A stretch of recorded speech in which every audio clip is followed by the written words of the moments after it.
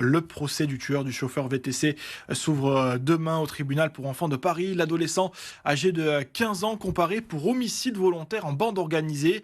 Pour rappel, ce conducteur sans histoire, Nessim Ramdam, avait été abattu d'une balle dans la tête par cet adolescent qui se rendait dans la cité Félix Piat pour y effectuer un narcomicide. Un procès que la famille de Nessim Ramdam appréhende avec beaucoup d'émotion. Les explications d'Isman Stambouli.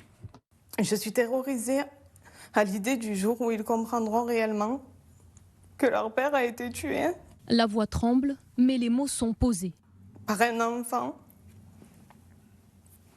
à peine un peu plus âgé qu'eux. Avant le procès du meurtre de son conjoint, Mélanie Giacomi prend la parole. De la tristesse, mais aussi beaucoup de colère pour la mère de famille qui se sent abandonnée. Pendant 1 an et presque demi, là, il n'y a rien eu, il n'y a eu aucun soutien, ni psychologique, ni financier.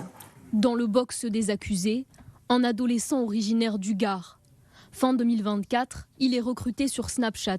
Le jeune âgé de 14 ans au moment des faits est récupéré à Nîmes avant d'être installé dans un hôtel à Marseille. Selon une source judiciaire, c'est là qu'une arme et un téléphone lui sont remis.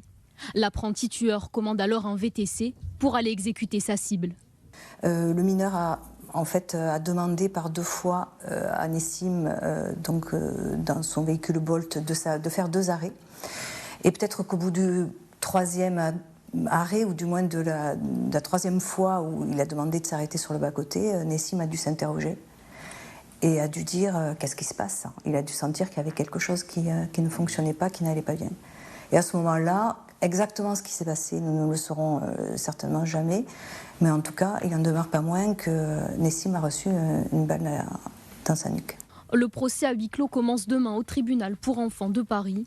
Le jugement, lui, sera rendu publiquement ce jeudi.